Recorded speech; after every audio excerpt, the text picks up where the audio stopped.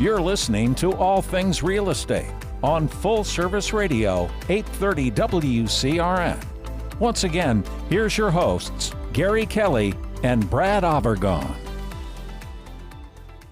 Welcome back to the second half of All Things Real Estate here on WCRN, AM 830. I can't tell you what time we're going to play because they move us around all the time, but that's the station we're on. And, I also advertise on there. I advertise sponsoring, so to speak, the evening edition of Julio Liquors. Oh, very nice. Yeah, Very nice. I think Ryan Maloney should send over care packages so that the show is more interesting, either to me or today, who is the engineer for the show, but also is the announcer for our advertisement. I think Ryan Maloney should have you do one of his broadcasts with him when he's on Saturdays, when he's sitting there, and kind of open up a bottle of maybe a nice fine whiskey or something there. And the problem is, I would definitely be concerned about imbibing too much just by mistake.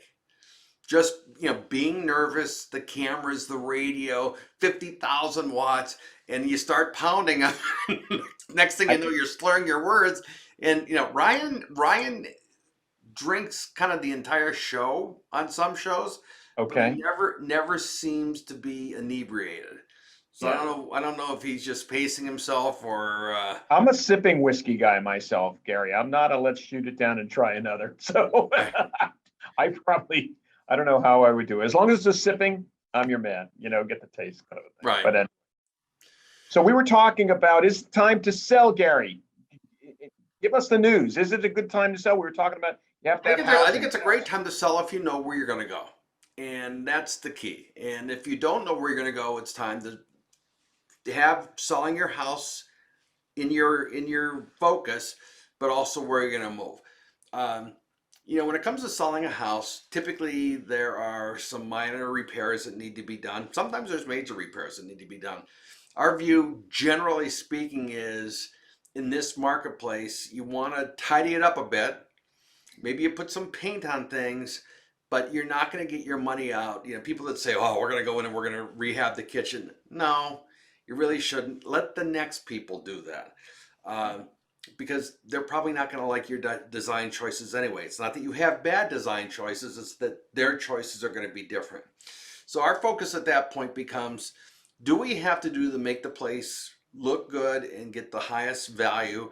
And, real estate, realtors able to help you with that and what the list should be, etc. But you really need to focus on where you're going to go. We've had some instances of people that have said, if I can't find a house, I'll move into an apartment, and they did. We've had other people that say, yeah, I really don't want to do that. And so that's a different issue. We can put language into MLS and offers and so forth to protect someone from having to not have a place to live because of the buy-sell process. So we do have some protections that we can help people use. And that's where a good real estate attorney also participates in the whole thing. But that's where the focus is. And I think for now, it's, where do you want to go? What lifestyle do you want to have? We've worked with clients that have said, I've lived in Metro West for a long time. I want to go experience the city.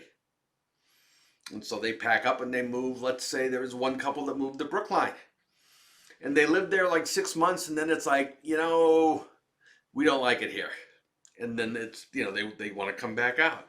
You also, separate from COVID, COVID, there were people that just said, hey, I got to get out of the city. I don't want to do this right now.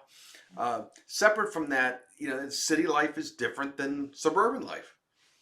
And so, you have the idea of going around the different restaurants and stuff, but when you're in a period of time where some restaurants aren't making it, maybe it's not as much fun.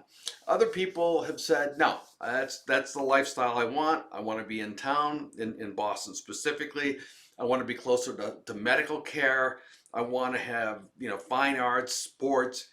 That's all more Boston-based, or in many cases now Worcester-based. You don't have that Well, you do have the Marlboro Shamrock professional football team. Well, you know what? I think you're right, Gary. I think people fall into two groups. So, for example, in our geography, there's a lot of folks that may be looking to, downsize from their home right now, but they don't want to leave the geography. They like going to their barber or their hairstylist. They like going to their local mechanic or whatever it is, and seeing the people at the local restaurant. And for those folks, there's a development going in where the old Westboro Hospital was, where there's accommodations that can be made, and that gives them, a place to go. You can time it and such. And but at the same time, you're right. There are people that said, I want to do something different. It's either maybe they're moving out of the area, or maybe they're just getting closer to the city. I know one group of folks that, there was a lateral move. They sold their house. They ended up buying a condo, much smaller, but it was it was a Harbor View condo in Boston. Well, Right. that's a lifestyle change, but it was a lateral move.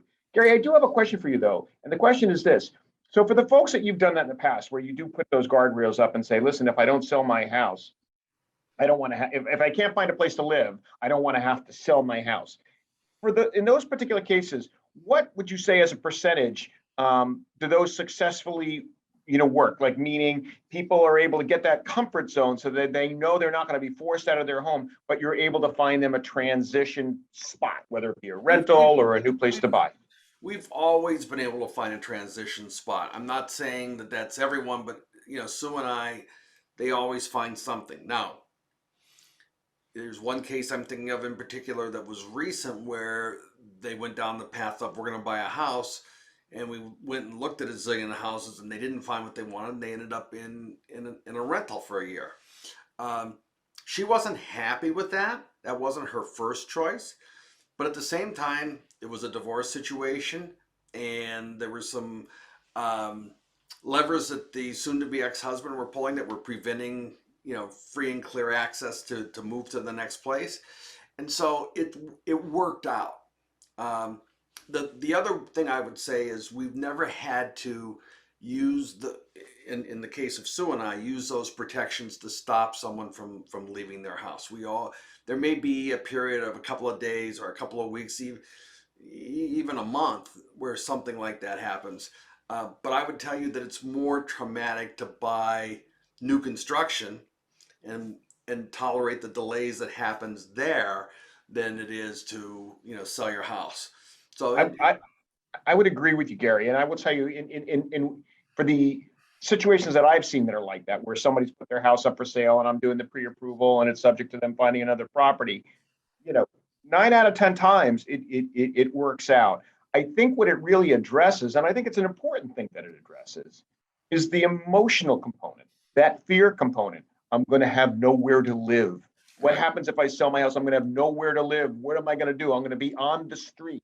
And it's a scary thing. You've spent time, you built your home, you maybe raised a family there. It's a scary thing to go through that transition. So by putting those guardrails up, I think it's a wonderful thing and addresses that emotional component. Yet the reality of it is that 9 out of 10 times you're not going to need that. I think that's really important for our listeners to understand.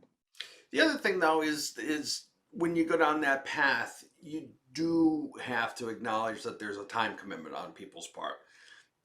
Buying a house takes time. You've got to go look at them. You've got to go to open houses. Right now, um, with a low available inventory, we're still selling as many houses as we always did. It's just that there's not as many on the market at any one point in time. Um, you've got to be agile. You got to be nimble. You got to be fast. If you see something come on the market, you got to go look at it. One of the things that Lamakia does is they give us every day a list of here are the houses that are coming on the market. Okay, so that gives us insight into what our contemporaries have coming, and that certainly gives us a leg up to help our clients identify places to look at, and that's an exciting thing and very helpful to our clients. Yeah, I can see where that would be. So it enables your clients, even if before it hits the market necessarily, what's coming on. You can do a drive-by. Maybe your client can do a drive-by, something like that, and get a feel. Is this an area I want to live? When I drive by, is this a house I might like to get inside? So they can be prepared. So when that hits the market, you're in there. You're in there early for a showing. I think Exactly. that's great. That's great. I think that again, it's about being nimble right now. And if you're selling your house, you can't just sit back and say, yeah, it's going to sell itself. It's not quite to that point. It still takes, I believe, a professional eye to get it prepared. We still stage our houses to sell them. And you're going to say, Gary, why do you do that? Just put it on the market. It's going to sell. We do that to increase the curb appeal and to reduce the amount of time something's on the market for our clients' best interest. So those are still things that we're doing as professionals to try to make the property as appealing as it can be. Yeah, no, I think that's important. You want to definitely put your property in the best light.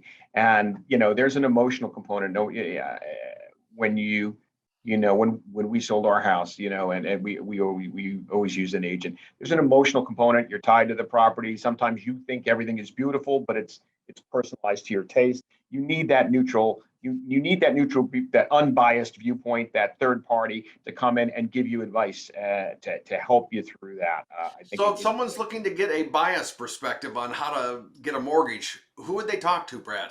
I think they should talk to me, Gary. The best way to reach me would be to give me a call on my cell phone, which is 978-375-5531, or they can email me at bavergon@envisionbank.com. And Gary, if they were looking for a unbiased viewpoint to help them sell their home, how would they? Who would they call, and how would they reach that? I like to call it the unvarnished truth, Brad.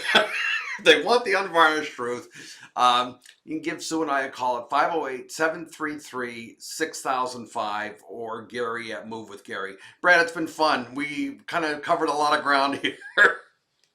Yes, we did indeed. So for the one listener that's still listening, thanks for hanging in there and enjoy the rest of your day. You've been listening to All Things Real Estate on Full Service Radio, 830 WCRN.